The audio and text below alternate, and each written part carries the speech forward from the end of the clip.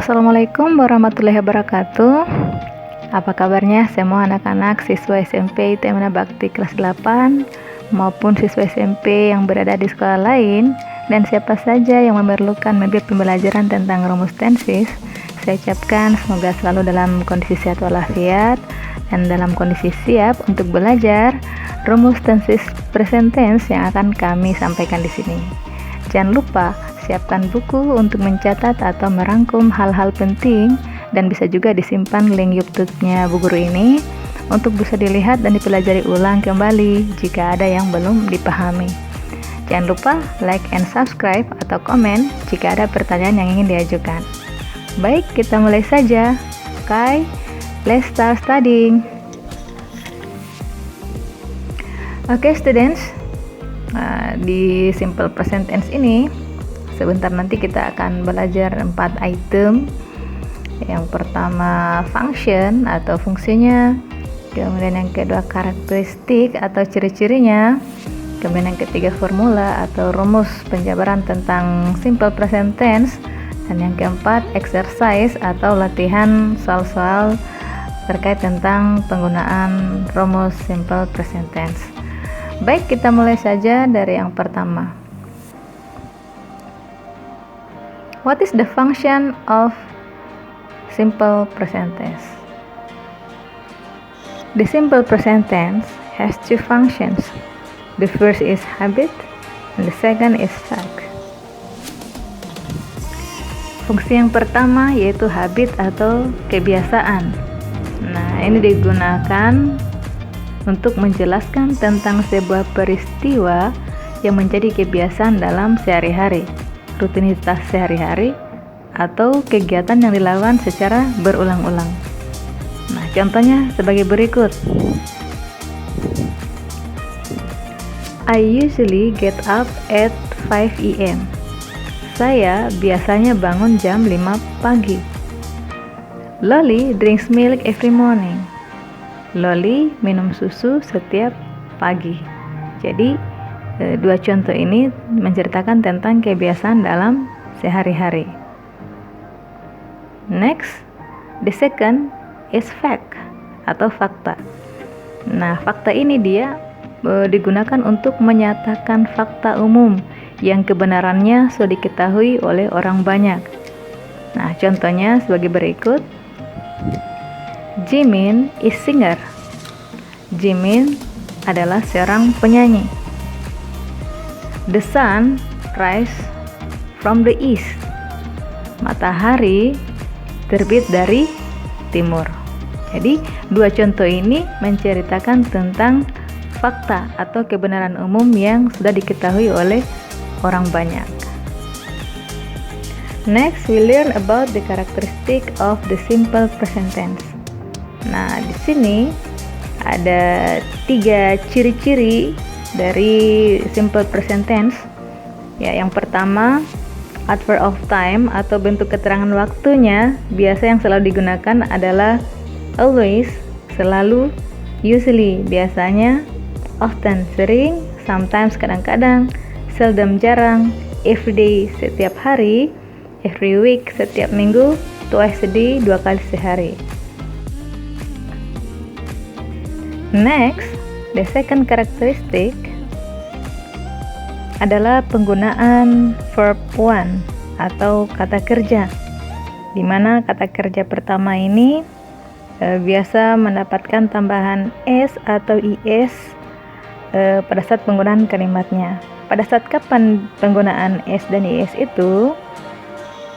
Akhiran s dan is digunakan pada pola kalimat simple present tense yang menerangkan orang ketiga tunggal, yaitu he, she, dan it, yang mengikuti kata kerja atau verb one. Nah, misalnya eat menjadi eats, run menjadi runs, walk menjadi walks, dan lain sebagainya. Nah, di sini ada beberapa akhiran kata yang diikuti oleh akhiran is. Jadi kata kerja pertama tambah is, yaitu yang pertama bila kata kerjanya itu berakhiran dengan ss. Contohnya discuss menjadi discusses. Kemudian yang kedua memiliki akhiran ch. Contohnya teach menjadi teaches. Kemudian yang ketiga yang punya akhiran sh, brush menjadi brushes. Kemudian ada juga akhiran x. Contohnya mix menjadi mixes. Kemudian akhiran o, contohnya do menjadi does. Nah, itu beberapa akhiran yang biasanya diikuti dengan tambahan is. Oke, next lanjut ciri yang ketiga. Ciri yang ketiga yaitu penggunaan to be, am, is, are atau do dan does. Di mana am, is, are ini digunakan pada kalimat nominal present tense, baik kalimat positif, negatif, dan interrogatif atau kalimat tanya. Am dan is untuk subjek tunggal yaitu I dan she, he, dan it. Sedangkan are untuk subjek jamak yaitu you, we, they. Jadi penggunaan to be, am, is, are ini untuk kalimat nominal. Sedangkan untuk to be, do, dan does, di mana do dan does ini merupakan kata kerja bentuk pertama dari verb one. Perbedaannya dia terletak pada subjeknya. Do digunakan untuk subjek orang pertama yaitu I, you, they, we, cat. Sedangkan does digunakan bersama subjek he, she, dan it.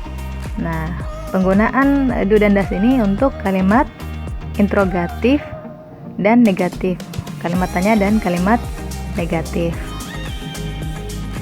Oke, nah, now look at the example sentence. Number 1, I go to school every day.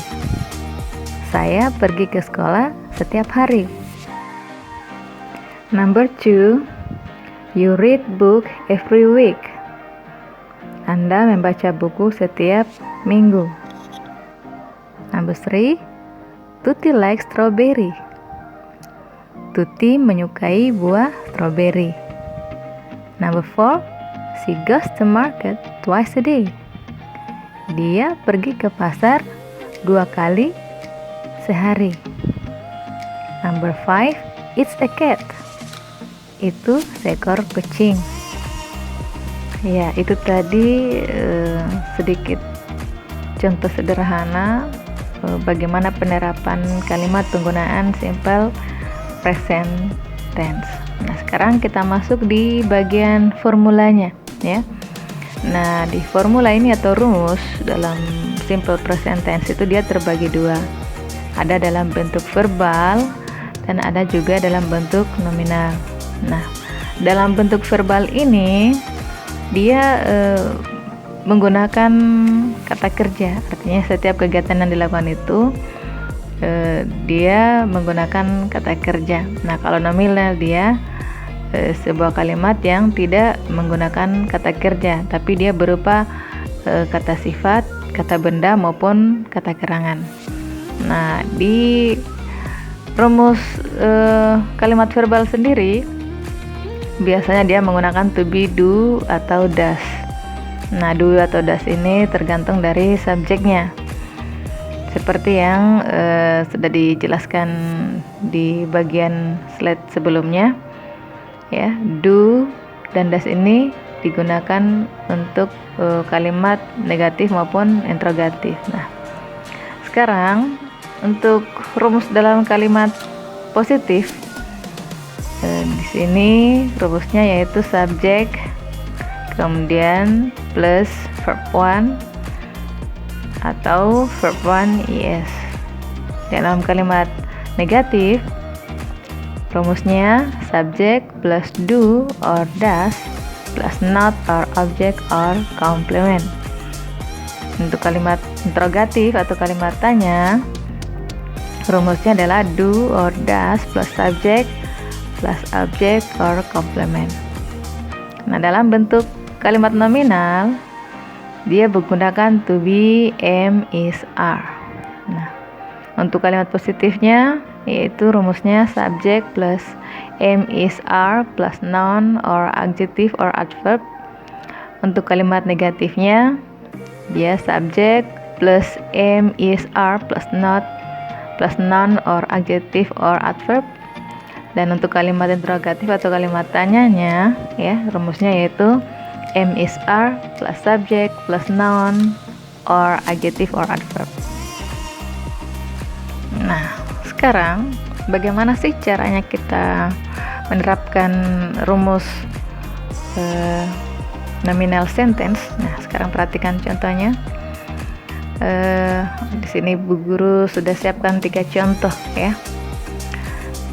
The first sentence ya, kalimat pertama yaitu dalam kalimat positif I'm sick ya. Nah, ketika dirubah dalam bentuk negatif I am not sick, dan ketika dirubah menjadi kalimat interrogatif berubah menjadi am I sick. Nah, kemudian contoh kedua dalam kalimat positif he's a new student. Nah, dibuat dalam bentuk kalimat negatif atau berubah menjadi he is not a new student. Dan ketika dirubah menjadi kalimat interrogatif is he a new student. Nah, kemudian contoh kalimat ketiga dalam kalimat positif my cat is cute and healthy. Dan ketika dirubah menjadi kalimat negatif my cat is not cute and healthy. Dan ketika dirubah menjadi kalimat interrogatif is my cat cute and healthy. Nah, itu 3 contoh untuk kalimat nominal. Sekarang kita ke contoh kalimat untuk kalimat verbal ya. The first example sentence dalam kalimat positif I write a letter for my teacher. Nah, kemudian dirubah menjadi kalimat negatif I don't write a letter for my teacher. Dan ketika dirubah menjadi kalimat interrogatif do I write a letter for my teacher? Nah, okay, next the second example sentence ya, contoh kalimat kedua dalam kalimat positif Joko plays chess in evening. Dirubah ke kalimat negatif Joko doesn't play chess in evenings. Kemudian dirubah ke kalimat interrogatif does Joko play chess in evenings? Oke, lanjut ke contoh kalimat ketiga, the set example sentence. Dalam kalimat positif, they move into their new home next week. Dirubah ke kalimat negatif, they don't move into their new home next week. Dan kemudian dirubah ke kalimat interrogatif, do they move into their new home next week?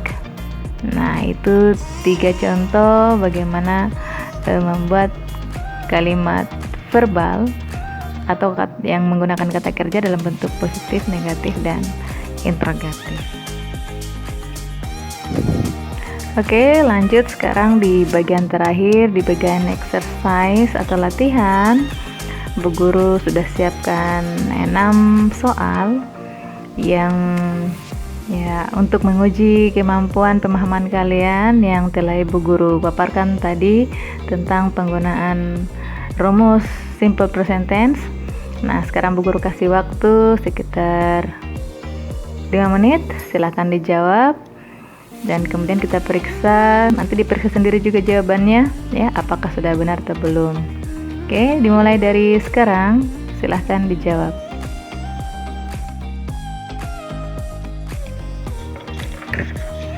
Okay, I think it's time's up ya, waktu habis.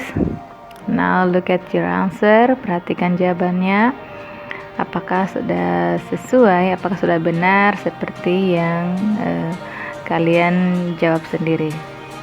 Jika sudah sama sesuai dengan jawaban yang Bu Guru sudah tampilkan di sini, berarti alhamdulillah sudah bisa memahami bagaimana penggunaan kalimat simple present tense dalam kalimat positif, negatif maupun interrogatif, entah dalam bentuk kalimat verbal maupun dalam bentuk nominal. Oke, bagaimana? Gampang ya?